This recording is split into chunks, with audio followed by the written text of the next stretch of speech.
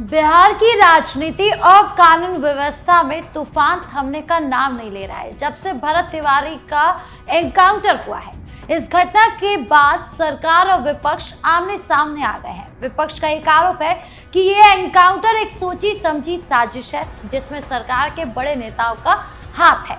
RJD नेता तेजस्वी यादव ने बड़ा दावा किया कि ये पूरी कार्रवाई एक बड़े पुलिस अफसर को मिले मैसेज और मुख्यमंत्री सम्राट चौधरी के कहने पर की गई है। दूसरी तरफ जेडीयू के बड़े नेता अशोक चौधरी ने सरकार और पुलिस पर बचाव करते हुए विपक्ष के आरोपों को पूरी तरह से खारिज कर दिया और उल्टा उन्हीं पर तीखे सवाल दागे हैं। आज इसी बड़े मामले की एक एक परतों को आपके सामने खोलेंगे, जहां मैं राधिका राज आपके लिए वीडियो को प्ले भी करूंगी, पॉज भी करूंगी और रिवाइंड करके असली पिक्चर भी समझाऊंगी। तो चलिए बिना किसी देरी के शुरू करते हैं प्ले एंड पॉज।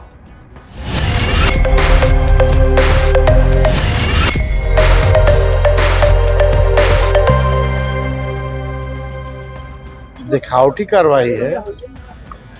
यहाँ जो भी अपराधी हैं उनको संरक्षण मिलता है, सही से सुनवाई और कार्रवाई नहीं हो पाती है। यही सच्चाई है। सत्ता में बैठे लोग, हम तो बता रहे हैं, बिना मुख्यमंत्री की अनुमति से किसी की हिम्मत ही नहीं है। गृह मंत्री वही है, बड़े अधिकारी द्वारा उनको मैसेज भेजा गया, तब एनकाउंटर हुआ। अगर आप सोशल मीडिया पर तेजी से वायरल हो रहे पहले वीडियो को ध्यान से देखें और उसमें कही गई बातों को सुने, तो आपको विपक्ष के गुस्से और उसके तेवरों की पूरी तस्वीर साफ साफ समझ में आएगी। इस वीडियो में तेजस्वी यादव मीडिया के सामने आकर एक बेहद गंभीर और चौंकाने वाला दावा कर रहे हैं। तेजस्वी का दावा है कि भरत तिवारी का जो एनकाउंटर हुआ है वो कोई आम पुलिसिया कार्रवाई या मुठभेड़ नहीं थी, बल्कि ये पूरी तरह से सत्ता में बैठे बड़े लोगों के इशारे पर की गई घटना है। उन्होंने सीधे तौर पर बिहार के मुख्यमंत्री सम्राट चौधरी का नाम लेते हुए आरोप लगाया कि एक बड़े पुलिस अधिकारी को ऊपर से खास मैसेज मिला था, जिसके बाद इस पूरी घटना को अंजाम दिया गया। वीडियो में तेजस्वी यादव के चेहरे के हाव भाव और उनकी बातें ये साफ दिखाती है कि विपक्ष इस मुद्दे पर सरकार को जरा भी छोड़ने के मूड में नहीं है। उनका आरोप है कि बिहार में कानून का राज पूरी तरह खत्म हो चुका है और अब पुलिस का इस्तेमाल राजनीतिक विरोधियों या खास लोगों को निशाना बनाने के लिए किया जा रहा है। विपक्ष के इस बेहद आक्रामक बयान ने बिहार की राजनीति में एक बहुत बड़ा भूचाल ला दिया और लोग इस बात को लेकर चर्चा करने लगे हैं कि क्या वाकई इस घटना के पीछे की कहानी कुछ और है। कोई पुलिस पदाधिकारी या पुलिस का जवान ने किसी जाकर के वहां पर कोई घटना किया, वहां पर जाकर के आरा में, और उसके बाद उसका इनकाउंटर किया तिवारी का, तो उसमें सम्राट चौधरी कैसे इन्वॉल्व है? How Samrat Chaudhary is involve? Tell me.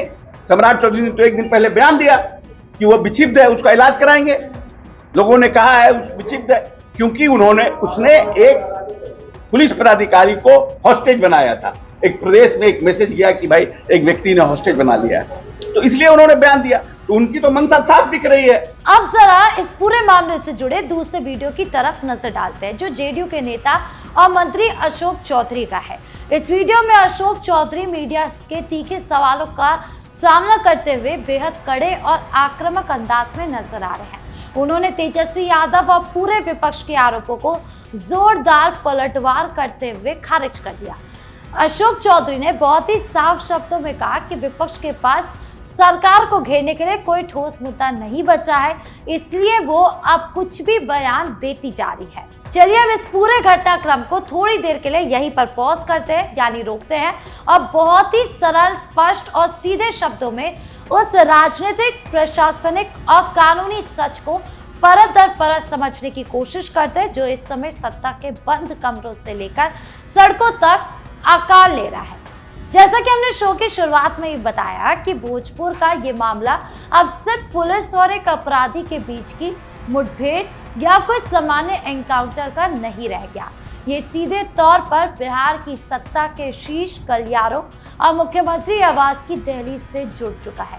RJD नेता तेजस्वी यादव ने बंद कमरे की उस कथित स्क्रिप्ट को सरेआम मीडिया के सामने लाकर रख दिया, जिसने बिहार के सियासी पारे को 100 डिग्री के पार पहुंचा दिया। तेजस्वी यादव का सीधा आरोप है कि इस पूरी कार्रवाई के तार मुख्यमंत्री सम्राट चौधरी से जुड़े हुए हैं और एक बड़े पुलिस अफसर को मिले खास मैसेज के बाद ही इस एनकाउंटर को अंजाम दिया गया। इस एक बयान ने इस पूरी लड़ाई को अपराध बनाम पुलिस से बदलकर सीधे तौर पर विपक्ष बना मुख्यमंत्री के बड़े महासंग्राम में तब्दील कर दिया। दूसरी तरफ सरकार की ओर से मोर्चा संभालते हुए जेडीयू के कद्दावर नेता अशोक चौधरी का पलटवार भी बेहद आक्रामक है। उनका साफ कहना है कि विपक्ष के पास अब कोई मुद्दा नहीं बचा है, इसीलिए वो कोई भी बयान देते जा रहे हैं और अपनी छाती पीट रहे हैं इसको लेकर, ताकि सियासी रोटियां सेकने की कोशिश कर रहे हैं। सरकार इस पूरी घटना को कानून के राज और अपराधियों की जीरो टॉलरेंस की नीति के रूप में पेश करने की कोशिश कर रही है, लेकिन सत्ता और विपक्ष के इस शहमात के खेल के बीच इस एनकाउंटर की गूंज आज सिर्फ पटना या भोजपुर तक सीमित नहीं है। इसकी तपिश देश की राजधानी दिल्ली के जंतर मंतर तक पहुंच चुकी है, जहां मानवाधिकार संगठनों और छात्रों ने इस कथित फर्जी एनकाउंटर के खिलाफ और दोषियों को जेल भेजने के लिए एक बड़ा मोर्चा खोल दिया है। उधर वामपंथी राजनीति के बड़े चेहरे और CPI-ML के नेता दीपांकर भट्टाचार्य ने भी इस घटना को मानवाधिकारों का घोर उल्लंघन और पुलिसिया तंत्र का क्रूर चेहरा बताया है। उन्होंने पुलिस की थ्योरी पर गंभीर सवाल उठाते हुए पूछा कि अगर कानून रक्षक ही खुद जज और जल्लाद बन जाएगा तो फिर इस देश के संविधान का क्या होगा। अब यहाँ इस राजनीतिक घमासान के बीच सबसे बड़ा प्रश्न ये खड़ा होता है कि क्या वाकई पुलिस को ऊपर से कोई ऐसा मैसेज या निर्देश मिला था जैसा कि विपक्ष दावा कर रहा है।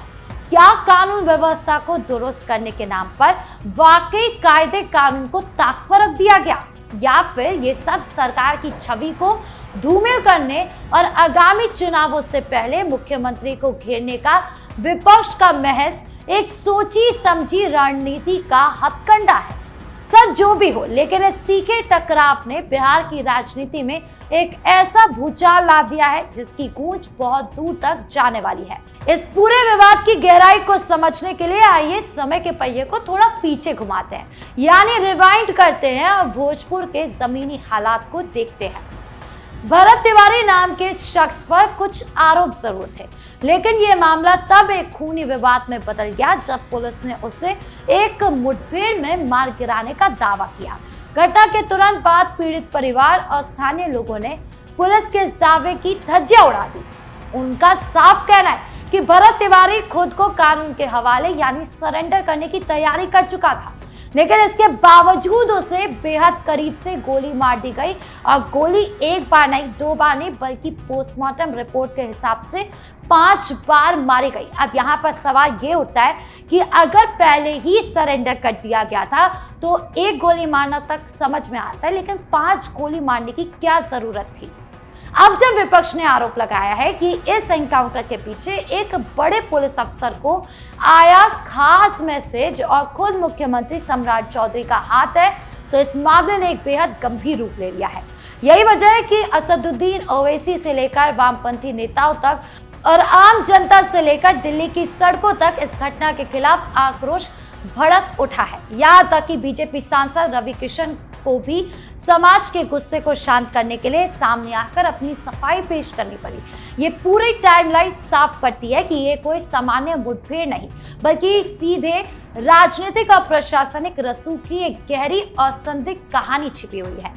ये पूरा घटनाक्रम नेताओं के तीखे बयान और सड़कों पर उतरता जनता का ये सैलाब है, हमें अंदर से झकझोर कर रख देता है। भरत तिवारी का एनकाउंटर असली था या सत्ता के इशारे पर रची गई कोई सोची समझी साजिश, इसका अंतिम फैसला तो कानूनी जांच के बाद ही साफ होगा। लेकिन इस घटना ने बिहार की राजनीति और कानून व्यवस्था को ऐसे मोड़ पर लाकर खड़ा कर दिया जहां सरकार की नीयत और पुलिस की कार्रवाई दोनों पर बड़े सवालिया निशान लग गए हैं।